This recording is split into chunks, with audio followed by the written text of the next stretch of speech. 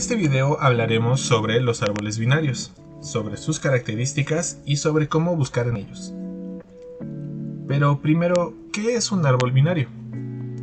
Bueno, un árbol binario es un tipo de estructura donde se tiene un elemento que tiene dos punteros que apuntan a otros elementos. Este tipo de estructuras tienen una lógica ramificada, de ahí que reciban el nombre de árboles. Hay que notar que en ese tipo de estructuras, cada elemento recibe el nombre de nodo. Un árbol binario tiene las siguientes partes. Si nos vamos de arriba hacia abajo, el primer elemento será el nodo raíz, el cual será el punto de partida de nuestra estructura. También tenemos los nodos laterales, que son el nodo lateral izquierdo y el derecho respectivamente. Si tenemos un nodo del lado ya sea izquierdo o derecho y a su vez ese nodo apunta a otros dos elementos, tenemos que entonces se da un subárbol. Si tenemos también un elemento que apunta a otros dos elementos, ese elemento apuntador se le denomina como nodo padre y los nodos a los que se apunta como nodos hijos. También tenemos el caso de los nodos hoja, el cual son los nodos de los cuales no se desprende otro subárbol. Los árboles binarios también tienen las siguientes características. El orden y el grado se refieren al número potencial y total de hijos que puede tener cada nodo. Como estamos hablando de árboles binarios, tanto el orden como el grado serán de nivel 2. También tenemos la altura del árbol, la cual es el nivel del nodo de mayor nivel. Dicho de otra forma, si tenemos que el último nodo de nuestro árbol es de nivel 5, la altura de ese árbol será de 5. Bien, ahora, ¿cómo podemos buscar en un árbol binario? Primero debemos saber qué es un árbol binario de búsqueda. Este debe de tener un orden establecido.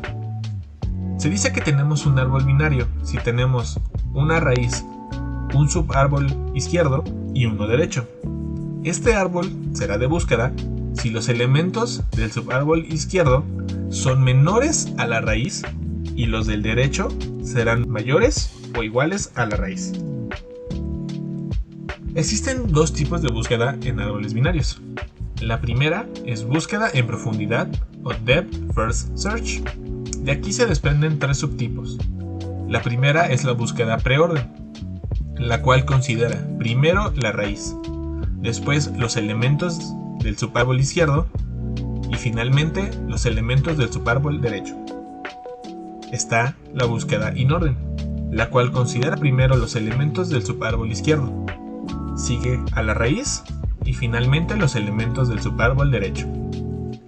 Y finalmente tenemos la búsqueda en postorden, la cual considera primero los elementos del subárbol izquierdo, después los elementos del subárbol derecho y finalmente la raíz del árbol. Veamos un ejemplo con el árbol que tenemos en pantalla.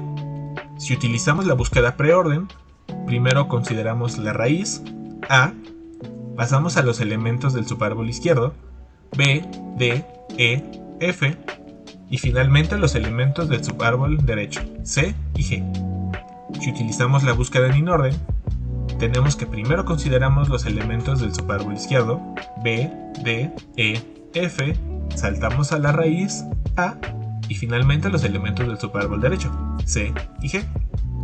Si utilizamos la búsqueda en postorden, serían primero los elementos del subárbol izquierdo B, D, E, F, siguiendo por los elementos del subárbol derecho C y G y finalmente la raíz A. Este tipo de búsqueda se utiliza para saber si cierta solución cumple con una serie de requisitos preestablecidos. Un ejemplo de estos usos son en los rompecabezas, ya que existe una sola solución que debe de tener unos requisitos establecidos, en el caso del rompecabezas, que se forme cierta figura. El otro tipo de búsqueda que existe es la búsqueda en anchura o Breadth First Search. Este tipo de búsqueda tiene un movimiento en zigzag, ya que la búsqueda comienza en la raíz y después se comienzan a explorar los nodos adyacentes hasta llegar al final de la estructura. Este tipo de búsqueda se utiliza para situaciones en donde la prioridad es llegar al mejor camino posible. Y un ejemplo de esta búsqueda se da en los GPS. Esta es la bibliografía que utilicé para este video y por mi parte sería todo.